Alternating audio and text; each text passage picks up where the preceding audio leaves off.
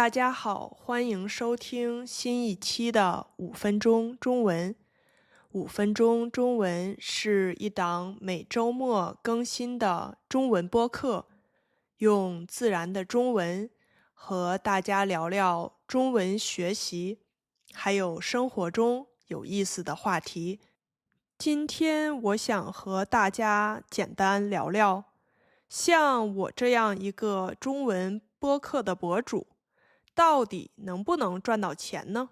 虽然我做播客的初心从来不是为了赚钱，但是最近想到这个话题，可能大家也会有点好奇，所以就想跟大家简单聊聊。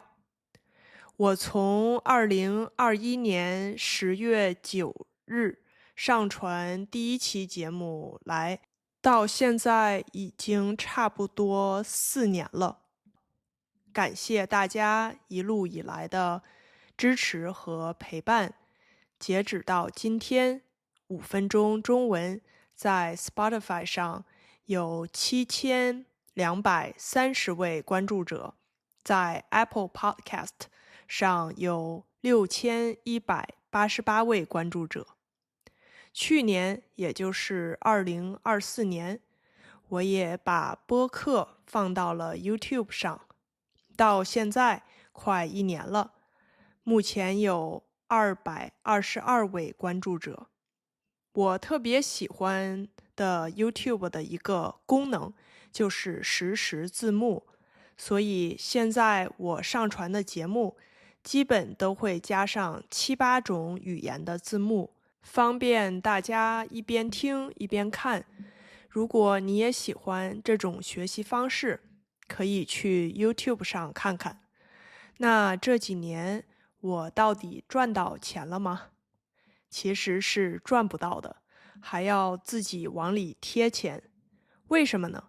因为首先每个播客都要有一个托管平台，我用的是 Buzzsprout， 它的免费版只能保存90天的节目，这对我来说肯定是不行的，所以我一直用的是付费方案，每月12美元。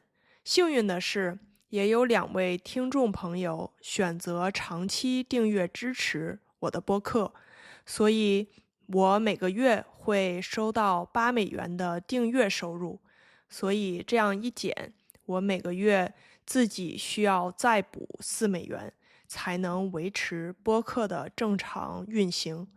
除了订阅支持，我还收到过一笔10美元的 Buy Me a Coffee 的捐款。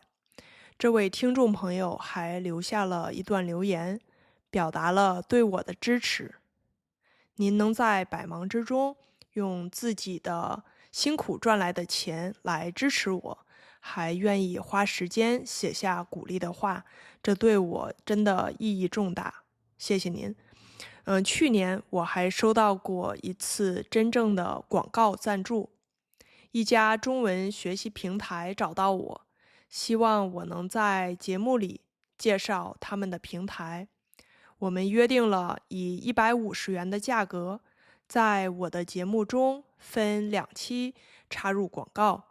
当然，我也提前体验过他们的产品，所以就放心的把它融入到了节目中。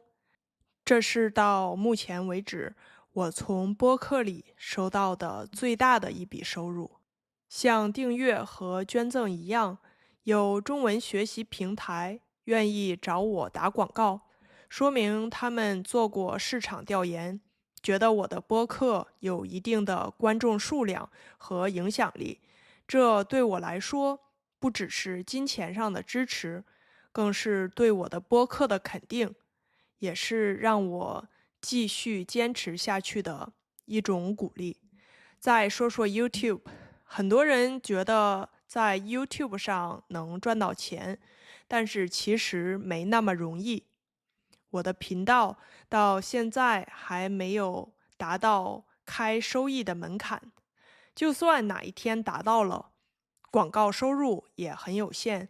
一般来说，1000次播放也就几美元，甚至更少，所以靠 YouTube 也不太可能真的赚到钱。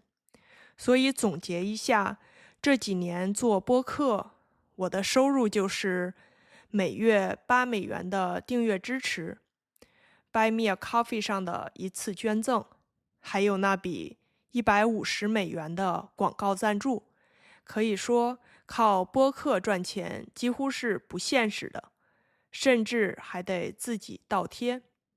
不过对我来说，播客的意义从来就不在于钱。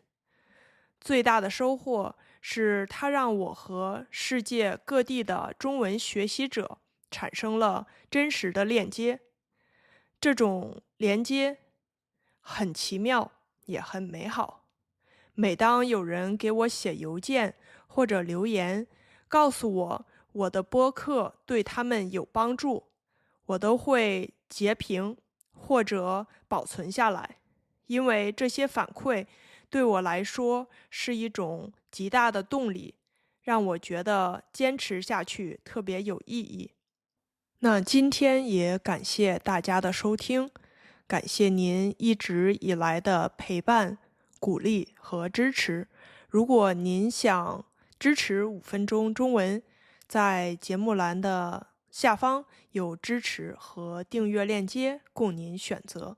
感谢您的收听，我们下期再见。